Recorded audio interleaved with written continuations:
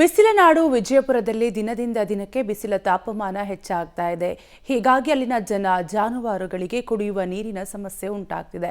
ಇಂಥದ್ರಲ್ಲಿ ರಾಜ್ಯ ಸರ್ಕಾರ ಜಿಲ್ಲೆಯ ರೈತರ ಜೀವದ ಜೊತೆ ಚೆಲ್ಲಾಟ ಆಡ್ತಾ ಇದೆ. ಇದರ ಕಂಪ್ಲೀಟ್ ಡೀಟೇಲ್ಸ್ ಇಲ್ಲಿದೆ, ನೀವೇ ನೋಡಿ.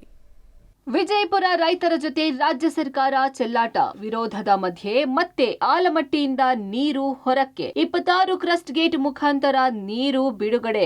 ರೊಚ್ಚಿಗೆದ್ದ ರೈತರಿಂದ ನದಿಗೆ ಇಳಿದು ಪ್ರತಿಭಟನೆ. ಅದ್ಯಾಕೋ ಗೊತ್ತಿಲ್ಲ, ರಾಜ್ಯ ಸರ್ಕಾರ ವಿಜಯಪುರ ಜಿಲ್ಲೆಯ ರೈತರ ಜೊತೆ ಚೆಲ್ಲಾಟ ಆಡುತ್ತಿದೆ. ಬೇಸಿಗೆ ಬಿಸಿಲ ತಾಪಕ್ಕೆ ಜಿಲ್ಲೆಯ ಕೆರೆಗಳು ಬತ್ತಿ ಹೋಗಿವೆ. ಇದರಿಂದ ಜಿಲ್ಲೆಯಲ್ಲಿ ಜಾನುವಾರುಗಳಿಗೆ ಕುಡಿಯಲು ನೀರು ಇಲ್ಲದಂತಾಗಿದೆ.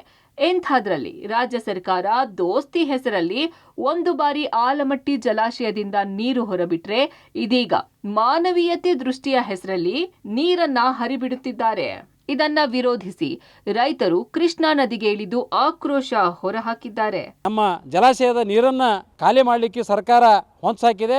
ಕಳೆದ ಒಂದು ತಿಂಗಳ ಮೇಲ್ಪಟ್ಟು ನಾವು ಬೇಸಿಗೆ ಸಂದರ್ಭದಲ್ಲಿ ಜಾನುವಾರುಗಳಿಗೆ ಜನಸಾಮಾನ್ಯರಿಗೆ ಕುಡಿಲಿಕ್ಕೆ ನೀರಿಲ್ಲ. ಆ ಜಿಲ್ಲೆಯಲ್ಲಿರ್ತಕ್ಕಂಥ 159 ಕೆರೆಗಳನ್ನ ಸಂಪೂರ್ಣ ಪ್ರಮಾಣದಲ್ಲಿ ಭರ್ತಿ ಮಾಡುತ್ತಿಕ್ಕೊಂಡು ಹೇಳಿ ಪದೇ ಪದೇ ಹೋರಾಟ ಮಾಡಿ ಮನವಿ ಕೊಟ್ಟರು ಕೂಡ ಒಂದು ಚೆಂಬು ಕೂಡ ನೀರು ಬಿಟ್ಟಿಲ್ಲ. ಆದ್ರೆ ಇವತ್ತು ನಾರಾಯಣಪುರ ಜಲಾಶಯಕ್ಕೆ ದೂರವಾಣಿ ಮೂಲಕ ಹೇಳಿದ ತಕ್ಷಣ ಇವತ್ತು 2 TMCಗೂ ಹೆಚ್ಚು ನೀರನ್ನ 3 ದಿನದಿಂದ ಬಿಟ್ಟು ರಾತ್ರಿ 10 ಗಂಟೆಗೆ ಬಂದ್ ಮಾಡಿದ್ದಾರೆ. ಕಳೆದ ತಿಂಗಳು ದೋಸ್ತಿ ಹೆಸರಲ್ಲಿ ತೆಲಂಗಾಣಕ್ಕೆ 10 TMC ನೀರು ಬಿಟ್ಟರು. ಇದೀಗ ನಿನ್ನೆಯಿಂದ ಯಾದಗಿರಿ ಜಿಲ್ಲೆಯ ಹುಣಸಗಿ ತಾಲೂಕಿನ ನಾರಾಯಣಪುರ ಬಸವಸಾಗರಕ್ಕೆ ನೀರು ಬಿಡಲಾಗುತ್ತಿದೆ. ಈ ಬಗ್ಗೆ ಕೇಳಿದ್ರೆ ಬಸವಸಾಗರಕ್ಕೆ 2 TMC ನೀರು ಬಿಡಲಾಗುತ್ತಿದೆ ಅಂತ ಹೇಳುತ್ತಿದ್ದಾರೆ. 2 TMC ನೀರಿಗೆ 26ನೇ ಕ್ರಸ್ಟ್ ಗೇಟ್ ಮುಖಾಂತರ ನೀರು ಬಿಡುವ ಅವಶ್ಯಕತೆ ಏನಿದೆ? ಕಾರಣ, ಈಗಲೂ ಕೂಡ ನೀರನ್ನ ರಾಜ್ಯ ಸರ್ಕಾರ ಮಾರಾಟ ಮಾಡಿ ಸೂಟ್ ಕೇಸ್ ಪಡೆದಿದೆ ಎಂದು ರೈತರು ಆಕ್ರೋಶ ಹೊರಹಾಕಿದ್ದಾರೆ. ಮತ್ತೆ ನಿಮಗೆ ಮನುಷ್ಯತ್ವ ಇಲ್ಲ ಸ್ವಲ್ಪನು.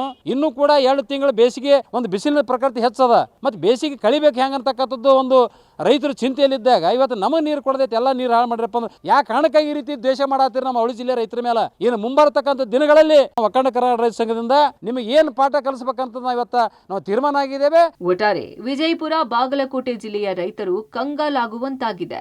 15 ದಿನದಿಂದ ಕೆರೆ ತುಂಬಿಸಿ ಅಂತ ಹೇಳಿದ್ರೆ ಹನಿ ನೀರು ಬಿಟ್ಟಿಲ್ಲ. ಇದೀಗ ಬೇರೆ ಕಡೆ ನೀರು ಬಿಡುತ್ತಿದ್ದಾರೆ. ಈ ಕೂಡಲೇ ನೀರನ್ನು ಸ್ಥಗಿತಗೊಳಿಸಬೇಕು, ಇಲ್ಲವಾದಲ್ಲಿ ಉಗ್ರ ಹೋರಾಟ ಎದುರಿಸಬೇಕಾಗುತ್ತೆ ಅಂತ ರೈತರು ಎಚ್ಚರಿಕೆ ನೀಡಿದ್ದಾರೆ. ಪುರುಷೋತ್ತಮ ಕುಲಕರ್ಣಿ, ಪಬ್ಲಿಕ್ ಟಿವಿ, ವಿಜಯಪುರ.